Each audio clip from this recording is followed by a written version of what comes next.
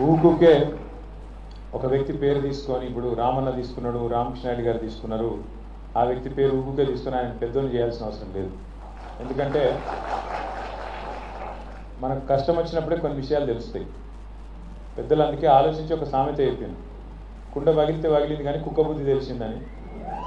ఓటవేందు మళ్ళీ కుక్క అంటే కూడా బాధ. కుక్క అంటే విశ్వాసం కలది, కుక్క చాలా విశ్వాసం గల జంతువు. వాళ్ళు అట్లా పోలిస్తే కుక్కల సంఘం వచ్చి నన్ను మళ్ళీ నాతో పంచాయతీ పెట్టుకుంటే కష్టం. అరే మేము విశ్వాసం కల్లో గాలతో పోలుస్తాం, అందుకే కుక్క కాదు నక్క అని మార్చుకోవాలి మనం. ఎందుకంటే ఉంటారు ఇప్పుడు పదవులు వయస్సు అవి రాగానే మనుషులకు ఒక గౌరవం అనేది దక్కదు. కష్టంలో ఉంటే కూడా తల్లి లాంటి పార్టీని నమ్ముకొని ఉండేటోడే నిజమైన నాయకుడు, నిజమైన కార్యకర్త తప్ప ప్రతి పార్టీలో ప్రతి సంస్థలో రెండు రకాల వ్యక్తులు ఉంటారు. ఒకటి పోరాటవాదులు ఉంటారు. అంటే సందర్భం ఏదేమైనా కష్టం వచ్చినా నష్టం వచ్చినా అధికారంలో ఉన్నా ప్రతిపక్షంలో ఉన్నా పార్టీ తల్లి లాంటిది, నేను పార్టీని కాపాడుకుంటా, మా నాయకుడిని కాపాడుకుంటా, మా సంస్థను కాపాడుకుంటా అని ఎత్తిన జెండా దించకుండా కొట్లాడేటోళ్ళు పోరాటవాదులు. ఇంకొక రెండో రకం ఉంటారు అవకాశవాదులు. ఎటు అవకాశం ఉంటారు ఎటు గాలి మళ్ళీ తటు జంపు కొట్టేటోళ్ళు. అసలు నీ దగ్గర నిర్మల్లో నిన్న మొన్నటి దాకా మనతో ఉన్న నాయకుడికి అసలు కనీసం సిగ్గు లజ్జ ఏమైనా ఉందా? ఎందుకంటే కాంగ్రెస్లో పోతాంటే కాంగ్రెస్ వాళ్ళు వద్దని టెంట్ పెట్టి ధర్నా చేసి ఈయన వద్దని, అయినా కూడా సిగ్గు లేకుండా పోయినట్టుగా. అంతకంటే ఏం చెప్పాలి నేను? ఇప్పుడు ఆ పార్టీలో కనీసం ఆయన ఎవడన్నా కుర్చేసి కూర్చోమంటాడు ఉన్నాడా? అపాయింట్మెంట్ ఇచ్చినోడు ఉన్నాడా? నిన్న మొన్నటి దాకా ఇక్కడ మంచిగా బ్రహ్మాండంగా మంత్రి, జిల్లా మంత్రిగా ఉండి ఇవాళ అక్కడ పోయి అపాయింట్మెంట్ లేదు, గౌరవం లేదు, ఇంత బతికి ఆఖరికి ఏం లాభం చెప్పండి? అందుకే నేను అనేది గౌరవం అనేది, గుర్తింపు అనేది మన క్యారెక్టర్తో వస్తుంది, మనకుండే నాయకత్వ లక్షణాలతో వస్తుంది తప్ప మనం చేసే పదవులతో రాదు.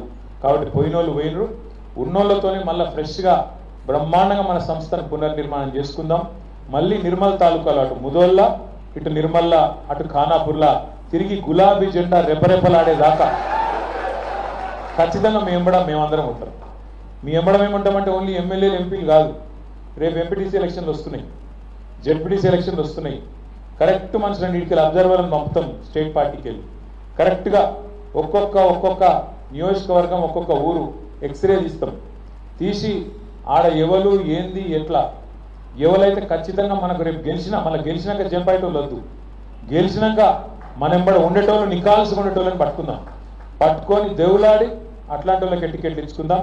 రామన్న లాంటి పెద్దలు ఉన్నారు, చంద్రశేఖర్ రెడ్డి అని ఉన్నాడు, ఇంకా చాలామంది పెద్దలు ఉన్నారు, సమన్వయం చేసి కరెక్ట్ మనుషులను పట్టుకొని ఇటుక వేసుకున్నట్టు మళ్ళీ ఇల్లు కట్టుకున్నట్టు ఇటుక వేసుకొని మళ్ళీ కొత్తగా నిర్మల్ల, ముదోళ్ళ, ఖానాపూర్ల బ్రహ్మాండంగా పార్టీలు పటిష్టంగా నిర్మాణం చేసుకుందాం. మనం బాధపడేది కానీ ఆలోచించేది కానీ ఏం లేదు. ఇలా నా మాటనో మీ మాటనో కాదు, మీరు దయచేసి ఇక్కడ ఉన్న మీడియా మిత్రులను కూడా నేను కోరుతున్నా, మీరు కావాలంటే మీ కెమెరాను మీ గొట్టాలు పట్టుకొని పోండి, ఏ ఊరికైనా పోండి, ఆడ కూర్చున్న ఒక పెద్ద మనిషిని అడుగుంది, అక్కడ తిరుగుతున్న మా తమ్ముళ్ళని అడగండి, పొలం కాడికి పోయి ఆడ పని చేసుకుంటున్న రైతులను అడగండి, లేదా రైతు కూలీలను అడగండి. కేసీఆర్ ఉన్నప్పుడు బాగుండినా ఇప్పుడు కాంగ్రెస్ వచ్చినాక బాగున్నదా అని గొట్టం పెట్టి కెమెరా పెట్టి అడుగుంది. ఏం చెప్తారు ఇవాళ? కుల్లా ఈ మనిషి ఆ మనిషి కాదు, ఆఖరికి కాంగ్రెస్ కార్యకర్తలను కూడా జర పక్కకు తీసుకుపోయి అడిగితే వాళ్ళు కూడా చెప్తారు ఏం దరిద్రం రా ఇది, ఏమో మంచిగా బ్రహ్మాండంగా ఉండే మంచిగా పల్లెంలో అన్నం తింటుంటే వీళ్ళు వచ్చి అనవసరంగా లేనిపోని మాటలు చెప్పి ఇలా తినే అన్నంలో మన్ను వేసుకున్నట్టు అయిపోయింది మా పరిస్థితి అని చెప్పి రైతులు ఊరూరా బాధపడుతున్నారు. ఇది వాస్తవం. ఈ ఊరు ఆ ఊరు కాదు. నేను రేవంత్ రెడ్డిని అడిగిన, అసెంబ్లీలో అడిగిన, రేవంత్ రెడ్డి గారు మీరు చెప్తున్నారు కదా రుణమాఫీ చేసిన అంటున్నావు కదా, ఆడికిడికి ఎందుకయ్యా నాకు అర్థం కాదు, సీదా నీ సొంత ఊరు కొండారెడ్డిపల్లి పోదాం, లేదా నీ సొంత నియోజకవర్గం కొడంగల్ పోదాం, లేదా నీ అత్తగారి నియోజకవర్గం కల్వకుంటి, ఆడికంటే ఆడిపోదాం. ఊరు కూడా నువ్వే డిసైడ్ చెయ్యు, తారీఖు నువ్వే డిసైడ్ చెయ్యు, పోదాం. ఏ ఒక్క ఊళ్ళేనన్నా 100% రుణమాఫీ అయిందని అక్కడ రైతులు చెప్తే నేను శాశ్వతంగా రాజకీయాలు ఇచ్చిపెట్టి పోతా అని చెప్పి అడిగి, కనీసం ఆడ కూర్చున్నాడు తప్ప లేసు కూడా లేదు. ఎందుకంటే ఆయనకు కూడా ఎరికే మనసు కాలేదు, పీకలేదు. 50,000 కోట్లు రుణమాఫీ, 49,500 కోట్లు, 2 లక్షల రుణమాఫీ, కరెక్ట్గా చేయాలంటే 49,500 కోట్లు. ఈ లెక్క నేను చెప్పింది కాదు. రేవంత్ రెడ్డి ముఖ్యమంత్రి అయినాక 3వ రోజో 4వ రోజో బట్టి విక్రమార్క గారు ఒక మీటింగ్ పెట్టిండ్రు, ఆర్థిక మంత్రి గారు. మొత్తం బ్యాంకర్లందరినీ పిలిచింది. ఎంత కావాలి రుణమాఫీకి అని అడిగింది. 2 లక్షల రుణం మాఫీ చేయాలి, ఎంత కావాలి? వాళ్ళు చెప్పారు కరీబ్ 50,000 కరోడ్ సాబ్, అసలు లెక్క 49,500 కోట్లు. మరి మీరు అంట్రీ కదా, సంతకం పెడతాం అంట్రీ కదా, పెట్టుర్రి అన్నారు. ఎడ పెడతామే, ఉత్తగా చెప్పిన ఓట్ల కోసం అని చెప్పి తెల్లారి ముఖ్యమంత్రి గారు 49,000 ఏడున్నాయి లేవు అని చెప్పి తెల్లారి ఎక్కడున్న ముఖ్యమంత్రి స్పీచ్ ఇచ్చిండు. ఏమని? ఒక్క సంవత్సరం గట్టిగా కడుపు కట్టుకుంటే 40,000 కోట్లు ఏమున్నదా ఇట్లా పెట్టేస్తా అన్నాడు. ఏది ఇట్లా సంతకం పెడితే అయిపోతుంది, ఇట్లా గీకుతా పెన్ను పట్టి పేపర్ మీద అయిపోతుంది అన్నాడు. సరే నేను నిజమే అనుకోండి, నిజంగా ఒక సంవత్సరం కడుపు కట్టుకుంటాడేమో, కాంగ్రెస్ వాళ్ళు ఏమైనా మారిపోయినరేమో, హిమాలయాలకు ఏమైనా ఆకుపసరు దాగొచ్చిండ్రేమో, ఎట్లనే ఏమైనా మంచి వాళ్ళు అయిపోయినా వీళ్ళని నేను అనుకుంది. మరి సంవత్సరం బాగా ఇప్పుడు సంవత్సరం మీద ఇంకో 6 నెలలు అయిపోయాయి. ఏమాయ మరి అంటే కడుపు కట్టుకోలేదా? కడుపు ఆగుతలేదా? తినుడు, కమిషన్. అందుకే 40,000 కోట్లు అన్న ముఖ్యమంత్రి క్యాబినెట్ కాడికి తీసుకొచ్చింది రుణమాఫీ ఫైల్. క్యాబినెట్ కాడికి వచ్చే వరకు అందులో మళ్ళీ ఒక 9,000 కోట్లు ఎగిరిపోయింది. మొదలు 49,500 ఏది బ్యాంకులో మీటింగ్ పెట్టాము. మళ్ళీ తెల్లారి మాటికే ముఖ్యమంత్రి 40,000 కోట్లు అన్నాడు, 9,000 ఎగిరిపోయింది. ఆడికెళ్ళి క్యాబినెట్కి వచ్చే వరకు ఇంకో 9,000 ఎగిరిపోయింది, 31,000 కోట్లు అన్నారు. ఆడికెళ్ళి అసెంబ్లీకి వచ్చింది బడ్జెట్, అసెంబ్లీకి వచ్చే వరకు 26,000 కోట్లు అన్నారు. అంటే ఏడ స్టార్ట్ అయింది కథ. 49,500 కేంచి 40,000 కేంచి 31,000 కేంచి 26,000 వచ్చింది. కొన్ని అదన్ని ఇస్తారేమో అనుకున్నాం. ఆఖరికి మొన్న బట్టి విక్రమార్క గారు సావు కబుడు చల్లగా చెప్పిండు. మళ్ళీ బ్యాంకులో మీటింగ్ పెట్టిండు. బ్యాంకులో మీటింగ్లో మనకు అర్థం కావద్దని ఇంగ్లీష్లో మాట్లాడిండు. కానీ మనకు కూడా కొంతమందికి ఇంగ్లీష్ వస్తుంది కదా, అందులో మాట్లాడిండు. మేము మీకు పైసలు ఇచ్చినాం, కానీ ఇప్పటివరకు రైతుల ఖాతాలో 11-12 కోట్లే పడ్డాయి, ఇంకా మిగతా ఇప్పుడు వేయాలి, మనం ఇంకో 2-3 కోట్లు వేయాలి చెప్పి ఆయనతో చేతులు దులుపుకున్నారు. కథ మొదలైంది 49,000 కాడ, ఆఖరికి ముగిసింది 11-12 కోట్ల కాడ. మన ఊళ్ళలో సామెత చెప్తారు, చారాన కోడికి బారాన మసాలా, ఇది కరెక్ట్ సూట్ అవుతుంది. ఇచ్చింది చారాన వంతు, కానీ దానికి బిల్డప్ ఊరూర ఫ్లెక్సీలు, ఎక్కడ చూసిన ముఖ్యమంత్రి గారి ఫోటోలు, ఉప ముఖ్యమంత్రి గారి ఫోటోలు. మొన్న పోతుంటే నేను నల్గొండ పోయినా, నిన్న పెళ్ళికి పోతుంటే మిస్ వరల్డ్ కంటెస్ట్ అన్నారు. నేను బ్యానర్ చూస్తే మిస్ వరల్డ్ కంటెస్ట్లో ఎవరి మొక్కలు నేరా అంటే రేవంత్ రెడ్డి, జూపల్లి కృష్ణారావు, బట్టి విక్రమార్క. ఇలా ముగ్గురులో ఎవరు మిస్ వరల్డ్ నాకైతే అర్థం కాదు. పేరేమో మిస్ వరల్డ్, చూస్తేనేమో వీళ్ళ ముగ్గురు అందాల పోటీ వీళ్ళకి పెట్టినట్టున్నది కదా. నేను నాకు తెలియక అడుగుతా, రాష్ట్రంలో ఒక 500 మంది అన్నదాతలు ఆత్మహత్య చేసుకుంటే నీ దిక్కుమాలిన ప్రభుత్వం వచ్చినాక నీ మాటలు నమ్మి కొంపల నుంచి 500 మంది కొంప ఉసురు తీసుకున్నావు, వాళ్ళ కొంప కొల్లేరు చేసినావు. 500 మంది అన్నదాతలు ఆత్మహత్య చేసుకుంటే ముఖ్యమంత్రి గారు అందాల పోటీలో బిజీగా ఉన్నాడు, రివ్యూ చేసే టైం లేదు. కల్లాలలో వడ్లు అట్లే ఉన్నాయి, కొనటోడు లేడు, కాంట పెట్టేటోడు లేడు, పట్టించుకున్నోడు లేడు. ఇప్పటికే అమ్మిన కాడికి పాపం మిల్లర్లకు అమ్ముకున్నారు, ఇప్పటికే 40-50% అమ్ముకున్నారు. ఆడనో ఈడనో 10% 20% కొన్నారు, కానీ దాన్ని పట్టించుకున్నోడు లేడు. వానలు పడుతున్నాయి, కళ్ళాలల్లా వడ్లు కొట్టుకుపోయే పరిస్థితి ఉన్నది. ధాన్యం మొలకలెత్తి రైతు ఆగమై రోడ్డు మీద పడే పరిస్థితి ఉన్నది. అడిగినోడు లేడు, పట్టించుకున్నోడు లేడు. అడుగుదామేమన్నా అంటే ఊళ్ళో సర్పంచ్ లేడు, ఎంపీటీసీ దిక్కు లేడు, జెడ్పీటీసీ లేడు, కౌన్సిలర్ లేడు. కాంగ్రెస్ అని పట్టుకుందామంటే కాగడా పెట్టి ఎదిగిన వాడు దొరుకుతలేడు. ఎందుకు బిజీగా ఉన్నారు? ఏడ బిజీగా ఉన్నారు? కాగితాలు పట్టుకొని సెక్రటేరియట్ చుట్టూ గిర్ర తిరుగుతున్నారు. ఏందిరా అంటే ముఖ్యమంత్రి చెప్పిండు నాకు ఓ పని తెచ్చుకోమన్నాడు, మా మంత్రి చెప్పిండు పని తెచ్చుకోమన్నాడు, 4 పైసలు మిగులుతాయన్నారు, ఇక పాత బాకీలు ఏమైనా ఉంటే పాత బిల్లులు ఏమైనా ఉంటే తెచ్చుకోమన్నారు, ఇస్తామన్నారు, కమిషన్లు తీసుకోమన్నారు. ఒకటే పనులు ఉన్నది ప్రభుత్వం మొత్తం, కమిషన్లు 20% కమిషన్లు, 30% కమిషన్లు. మొన్న ఒక మంత్రి గారు చెప్పారు, మీరు విన్నారు, కొండా సురేఖమ్మ పుణ్యం కట్టుకున్నది. ఆఖరికి ఒక్క మాట మాత్రం నిజం చెప్పింది, మా ప్రభుత్వంలో ఫైళ్ళు కదలాలంటే మంత్రులు చేయి దడపతే కాదు, కానీ నేను ఒక్కదాన్ని మాత్రం మంచిదాన్ని మా వాళ్ళు అందరూ లంగాలని చెప్పింది ఆమె నిజాయితీ. ఆమె సంగతి నాకు తెలియదు, కానీ మాట మాత్రం చెప్పింది, కుల్ల చెప్పింది. మంత్రులు పైసలు తీసుకుంటారు, ఫైళ్ళు కదలాలంటే నిజాయితీగా చెప్పింది. ఇంకో తమ్ముడు ఉన్నాడు ఎమ్మెల్యే మహబూబ్ నగర్, ఆయన కుల్ల చెప్పిండు, కాంగ్రెస్ ఎమ్మెల్యే 30% కమిషన్ తీసుకుంటాను మా మంత్రులు. ఇక ఆఖరికి కాంట్రాక్టర్లు వచ్చి సెక్రటేరియట్లో ధర్నా పెట్టింది ఉప ముఖ్యమంత్రి బట్టి విక్రమార్క ఛాంబర్ ముంగట 20% కమిషన్ 30% కమిషన్ నీకు ఇస్తే మాకేం మిగులుతుందిరా అని వాళ్ళు. ఇదంతా ఎందుకు చెప్తున్నా అంటే ఇక కమిషన్ల లొల్లి మొత్తం ఊరికి పోయింది, గ్రామానికి పోయింది, మనిషికి పోయింది.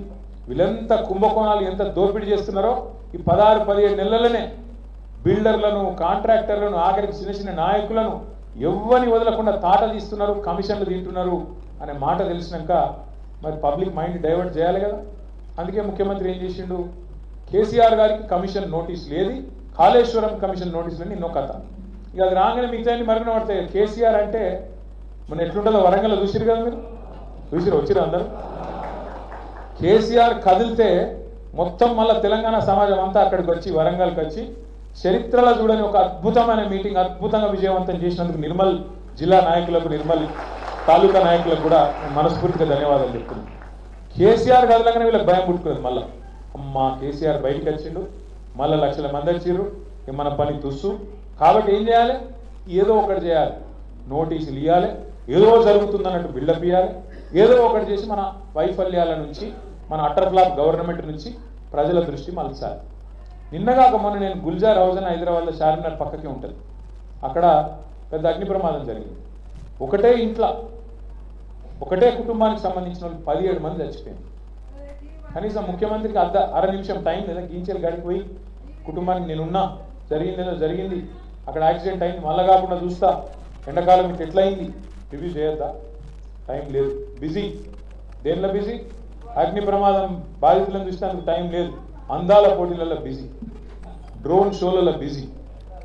మింగ మెతుకులేదు కానీ మీసాలకు సంపెంగ నూనె పెట్టినట్టు వెనకటికి ఒకది ఈయననే చెప్తాడు, మన బతుకు బిచ్చ బతుకు అయిపోయింది, మనం దిక్కు దివాణం లేకుండా ఆగమైపోయినామని చెప్తాడు ఈయననే.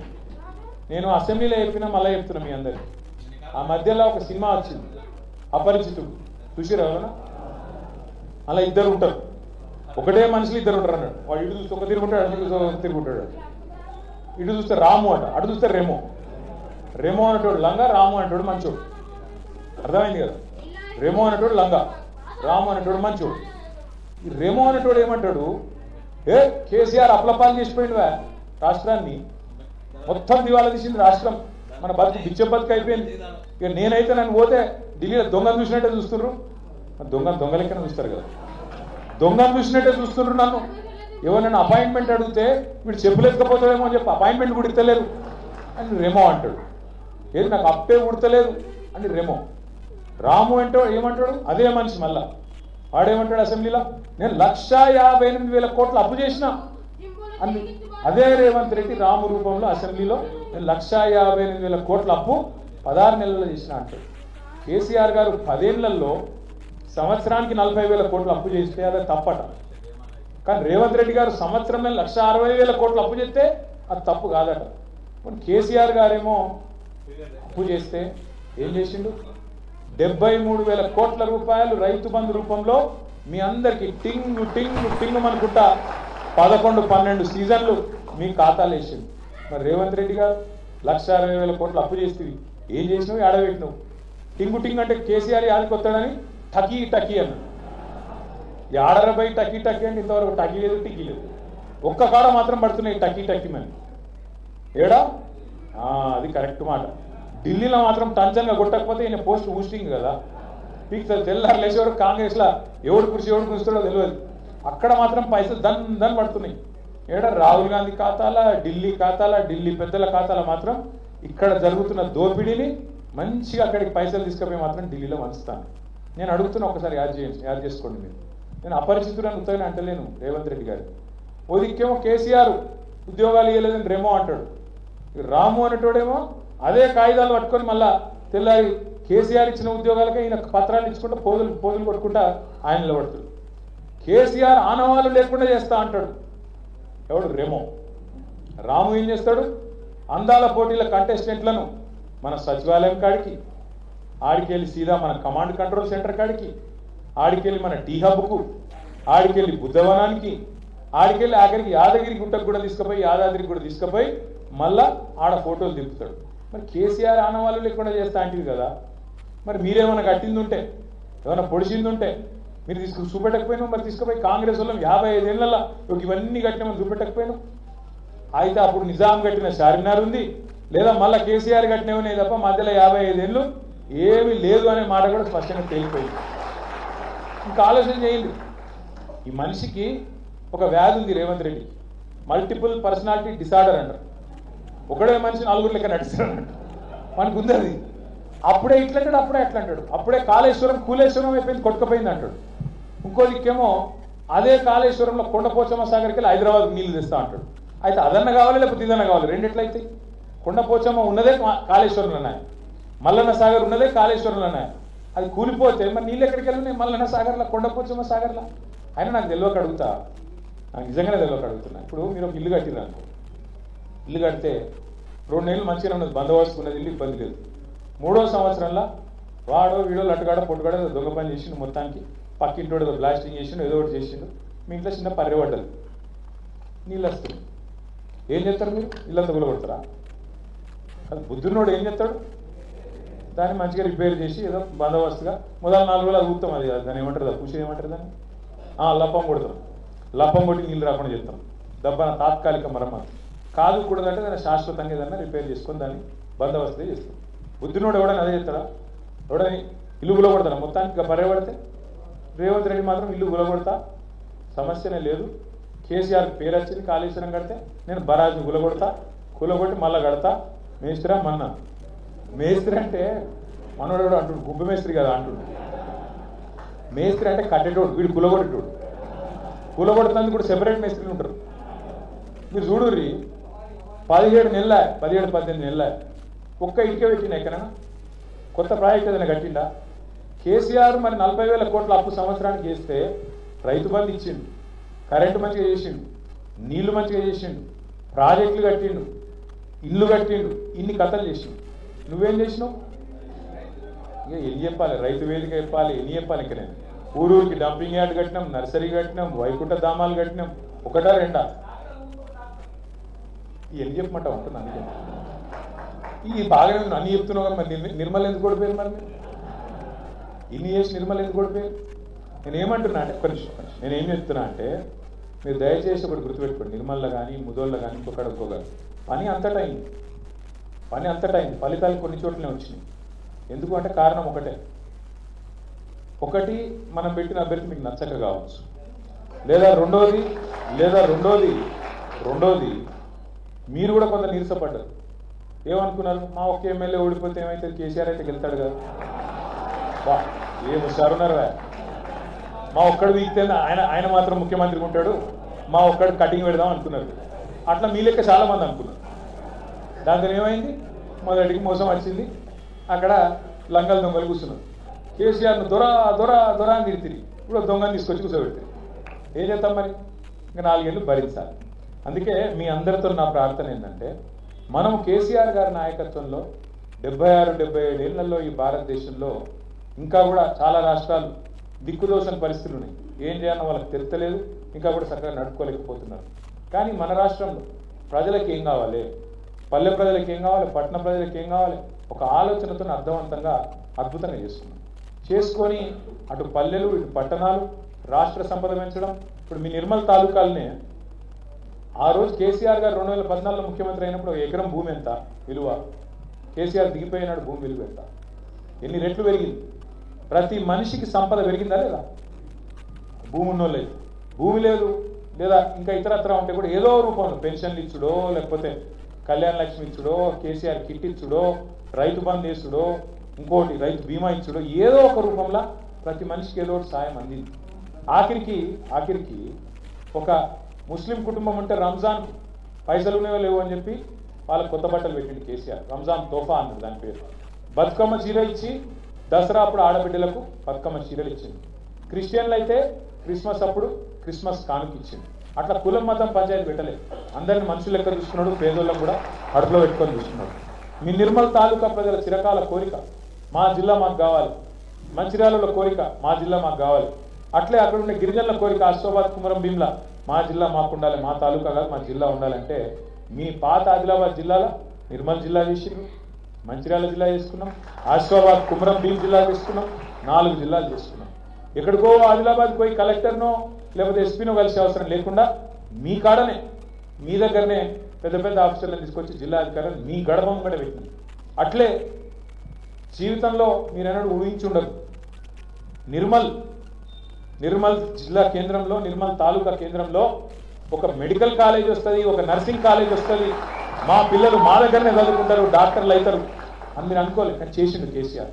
తెలంగాణ రాకముందు 5 మెడికల్ కాలేజీలు ఉంటే కేసీఆర్ గారు వచ్చినాక 33 మెడికల్ కాలేజీలు చేసుకున్నాం. భారతదేశంలో ఎక్కడ లేదు. ఇన్ని పనులు చేసి మరి ఎందుకు దెబ్బతిన్నాం? ఇలా అక్కడ బీజేపీ ఎమ్మెల్యేలు ఇటు నిర్మల్ల అటు ముదల్లో వచ్చారు. ఒకటే ఒక కారణం, ఎందుకంటే మనం కూడా చక్కగా పని చేయలేదు. రకరకాల కోపాలు.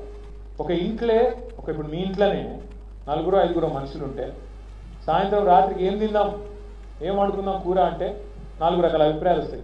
వాళ్ళు వంకాయ తిందామంటారు, ఒకటి చిక్కుడుకాయ తిందామంటారు, ఒకటి చికెన్ చేయంటాడు, దాంతో ఎందుకు పప్పు పచ్చుకులు చేయనుకోవాలంటారు. 4 రకాల అభిప్రాయాలు ఉంటాయి. ఇంత పెద్ద పార్టీ మనది, 60 లక్షల మంది కార్యకర్తలు ఉన్న పార్టీ, ఇన్ని వేల మంది నాయకులు ఉన్న పార్టీ. ఆన్నో ఇన్నో చిన్న అభిప్రాయ భేదాలు ఉన్నాయా? ఉంటాయి. నాయకత్వ పోటీలు ఉన్నాయా? నాకు టికెట్ కావాలంటే వెళ్ళి ఉండదా? ఉంటుంది. కానీ వాళ్ళకి ఇస్తే నేను ఇంట్లో వంట, రేపు ఎంపీటీసీ జెడ్పీటీసీలో కూడా గదే అయితే మళ్ళీ గిట్లే ఉంటుంది మన పరిస్థితి. ఎవరికి టికెట్ ఇచ్చినా, ఎవరికి బొట్టు పెట్టినా మిగతా అందరం ఒకటి కావాలి. ఆయననే క్యాండిడేట్ కాదు, నేను క్యాండిడేట్ అన్నట్టు తిరగాలి. అట్లా అయితే గెలుస్తాం తప్ప ఇక రైతులు మంచిగా ఉన్నారు, వీళ్ళు మంచిగా ఉన్నారు, అందరు కేసీఆర్ మళ్ళీ రావాలని కోరుకుంటున్నారు, నేను ఇంత దుప్పటి కప్పుకొని వండుకుంటే కూడా గెలుస్తా, నేను తిరగపోతే ఏమవుతుంది, నేను ఒక్కరిని తిరగపోతే ఏమవుతుంది, ఏమైనా ఆగుతుందా అని మీరు అనుకున్నారనుకో, మళ్ళీ మొన్న ఏమైందో మళ్ళీ అదే అవుతుంది. కాబట్టి దయచేసి నేను మిమ్మల్ని కోరేది, మళ్ళీ ఒక్కొక్క ఇటుక పెట్టుకుంటా నిర్మాణం చేసుకుందాం, బ్రహ్మాండంగా ముందుకోదాం. ఈ కేసులు పీసులు వీటికి భయపడేది లేదు. ఎందుకంటే ఈ లొట్ట పీస్ కేసులతో ఆ లొట్ట పీస్ ముఖ్యమంత్రి గారు పీకేదేం లేదు, వాంతన అయ్యేది కూడా ఉంది. ఆయన కథ అయిపోయింది. ఆయన కథ అయిపోయిందని నాకు నీకు కదా, ఆయనకు కూడా ఎరికైపోయింది. అందుకే దీపం ఉండగానే ఇల్లు చక్కగా పెట్టుకోవాలని చెప్పి పైసల సంపాదనలో పడ్డాడు తప్ప ఆయన దగ్గర విషయం ఏం లేదు.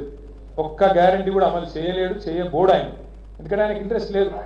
మొత్తం మనం ఆడబిడ్డలు ఎదురు చూస్తాను, ఎప్పుడు చాలు చెప్తాడు 2,500 రూపాయలు. 1 కోటి మంది మహిళలంటే ఈ మగోడు కోటీశ్వరులని చెప్తాడు.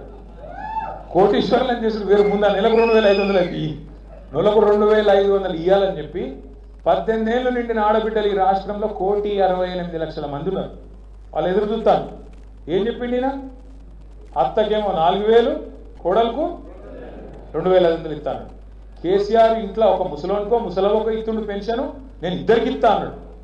అట్లే ఆయన 2,000 ఇస్తే నేను 4,000 ఇస్తా అన్నాడు. ఇవన్నీ నమ్మి ప్రజలు మోసపోయింది. ఇలా వాస్తవం ఏంటి అంటే నిజంగా కూడా పంట కోతకు వచ్చింది. కేసీఆర్ గారు తిరిగి రావాలన్న అభిప్రాయం ప్రజల్లో బలంగా ఉన్నది. కానీ పంట కోసుకున్నదాన్ని కూడా మనకు తెలివి ఉండాలి లేదా? మళ్ళీ పోయి కోయాలంటే కూడా మీరు కొడవలు పట్టాలి, కూర్చోవాలి, కొద్దిగా ఒళ్ళు వంచాలి, పార్టీ నిర్మాణం చేసుకోవాలి, ఎక్కడికక్కడ కమిటీలు చక్కగా వేసుకోవాలి, మెంబర్షిప్ చేసుకోవాలి, తూకిత్తా మైకిత్తా అని పంచాయతీ ఇంట్లో పెట్టుకోవాలి. కానీ బయటికి పోయి కొట్లాడద్దు, బజార్లో పడి ఆగం కావద్దు. మళ్ళా గులాబీ జెండా ఎగరాలి నిర్మల్ల, ముదోళ్ళ, ఖానాపూర్ తాలూకాల అంటే మీరు దయచేసి దండం పెట్టి చెప్తున్నా, ఇంట్లో పంచాయతీలు ఉంటే ఇంట్లో మాట్లాడుకోవాలి, కానీ బజార్కి ఎక్కద్దు, కొట్లాడద్దు. ఏమన్నా ఉంటే రామన్నసుడు పెద్ద మనిషిని పిలుచుకోవాలి, కూర్చోబెట్టుకోవాలి. మీ దగ్గర అనిల్ జాదవ్ ఎమ్మెల్యే ఉన్నాడు, కోవలక్ష్మక్ ఉన్నది, వాళ్ళతో ఏమైనా ఉంటే చెప్పుకోవాలి. అంతేగాని బజార్లో పడి పరుగు తీసుకోవాలి. చివరిగా నేను మీ అందరితో ప్రార్థించేది, మీ అందరినీ కోరుకునేది ఒకటి, ఎప్పుడైనా కూడా మనం గుర్తుపెట్టుకోవాల్సింది ఒకటి, రాజకీయాల్లో అప్పుడప్పుడు పైన ఉంటాం, అప్పుడప్పుడు కింద ఉంటాం. అప్పుడప్పుడు ఇదే ప్రజలు మనకు 10 ఏళ్ల పాటు అధికారంలో ఉండమని ఆశీర్వాదం ఇచ్చారు. ఇప్పుడు కొత్త పాత్ర పోషించండి, మీరు ప్రతిపక్షంలో ఉండండి అని చెప్పి వాళ్ళు మనకు ఒక బాధ్యత ఇచ్చారు. ఇలా ప్రతిపక్షంలో ఉండి కూడా రేవంత్ రెడ్డిని నిద్ర పట్టకుండా మరి ఆయనను తెల్లారు లేస్తే ప్రతిరోజు నిలదీస్తున్నాం, ప్రజల తరఫున అడుగుతున్నాం. ముసలోళ్ళకు పెన్షన్లు ఎప్పుడు పెంచుతున్నామని అడుగుతున్నాం, మహిళలకు 2,500 ఎప్పటి నుంచి ఇస్తామని అడుగుతున్నాం, ఆడబిడ్డలకు స్కూటీలు ఇస్తాను ఏమైందని అడుగుతున్నాం, ఈ తులం బంగారం ఏమాయని అడుగుతున్నాం, రైతు బంధు 15,000 ఎప్పుడైతుందని అడుగుతున్నాం, రైతు కూలీలకు 12,000 ఇస్తాను ఎక్కడ పోయినాయి అని అడుగుతున్నాం, ఆటో డ్రైవర్లకు సంక్షేమ బోర్డు ఏమాయ అని అడుగుతున్నాం, బీసీలకు 20,000 కోట్ల బడ్జెట్ ఏడవైందని అడుగుతున్నాం, SC sub plan, BC sub plan, minority sub plan, ఒక్కొక్కలకు నోటికొచ్చిన మాటలు చెప్పినావు, ఏడవైనాయి అవన్నీ అని చెప్పి ఒక్కొక్కటిగా అడుగుతున్నాం. దయచేసి మీరు కూడా చేయవలసింది ఏంటంటే రాబోయే రోజుల్లో మనకు జూన్ మాసంలో మరి జూన్ జూలైలో మెంబర్షిప్ స్టార్ట్ అవుతుంది. అటెంక కమిటీలు వేసుకోవాలి. కమిటీలు వేసుకున్న తర్వాత శిక్షణా తరగతులు ఉంటాయి. ఇప్పుడు నేను మాట్లాడిన దానికంటే అద్భుతంగా మాట్లాడేటోళ్ళు మీ దానిలో చాలా మంది ఉన్నారు. ఇక్కడ నేను మైక్ ఇస్తే ఇరగదీసేటోళ్ళు చాలా మంది ఉన్నారు. మీ అందరికి కాబట్టి సబ్జెక్ట్ నేర్పియాలి. ఏం జరుగుతుంది, ఏమైతుంది, ఊరూరికి ప్రతి మనిషికి మళ్ళా మోసం జరగకుండా. కేసీఆర్ అడిగిన నానాజీ ఎలక్షన్లు అప్పుడే చెప్పిండు, చిలుకకి చెప్పినట్టు చెప్పిండు, మీకు కాళేశ్వరం కావన్నా శనేశ్వరం కావన్నా అన్నాడు. మీరు శనేశ్వరం తెచ్చి నెత్తి మీద పెట్టుకుంది. ఏం చెప్తాం మనం ఇప్పుడు బాధపడేం లాభం లేదు. చెప్పినాం, మనం అందరం స్పష్టంగా చెప్పినాం. కాంగ్రెస్ నమ్మితే కరెంట్ ఉండదు అని చెప్పినాం. కాంగ్రెస్ కావన్నా కరెంట్ కావన్నా అని చెప్పినాం. ఇవన్నీ విన్నారు, కానీ ఆశపడ్డరు. కేసీఆర్ మాకు మంచిగా భూ పెట్టిండు, కానీ ఆయన పంచపక్ష పరిమాణాలు పెడతా అంటుండు కదా, సూతం అనుకున్నారు, పోయింది. ఇవాళ దెబ్బతిని బాధపడతారు. అందరూ కూడా తెలంగాణ వ్యాప్తంగా పశ్చాత్తాపడుతూ ఉన్నారు. వాళ్ళని మనమే దగ్గర తీసుకోవాలి. మనోళ్ళు మందోళ్ళని నూకేరు. ఖచ్చితంగా మెంబర్షిప్లా ఎంతమంది నిర్మల్ తాలూకాలో మీరు చేర్చుకోగలుగుతారో, ఎంతమంది నిర్మల్ జిల్లాలో మీరు దగ్గర తీసుకోగలుగుతారో తీసుకోండి. జాగ్రత్తగా చేసుకుందాం. పెద్దలు జోగు రామన్న గారి నేతృత్వంలో, ఇంకా సీనియర్ నాయకుల నేతృత్వంలో నిర్మల్ జిల్లాలో మళ్ళీ తిరిగి పార్టీకి పూర్వ వైభవం వచ్చేదాకా అందరం కంకణబద్ధులమై పనిచేద్దామని చెప్పి మళ్ళొకసారి ఇంత దూరంకి వెళ్ళి మీరు వచ్చారు. మీ అందరికి శిరస్సు వంచి ధన్యవాదాలు చెప్తూ లాస్ట్ ఒకటే మాట నిన్న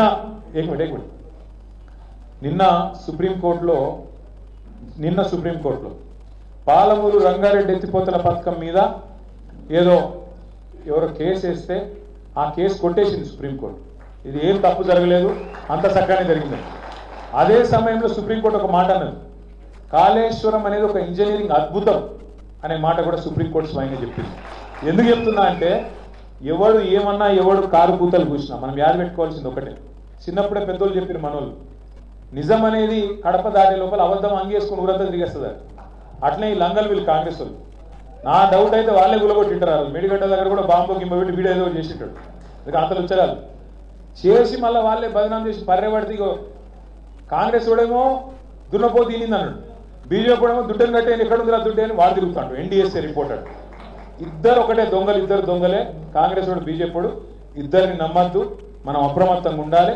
తప్పకుండా ఇద్దరిని కూడా ఎండగట్టి మళ్ళీ తెలంగాణకు గుండె ధైర్యమైన గులాబీ జెండాను మనమే మళ్ళొక్కసారి ఎగిరేయాలని చెప్పి మీ అందరినీ కోరుతూ, జై తెలంగాణ, కేసీఆర్ గారి నాయకత్వం, జై తెలంగాణ.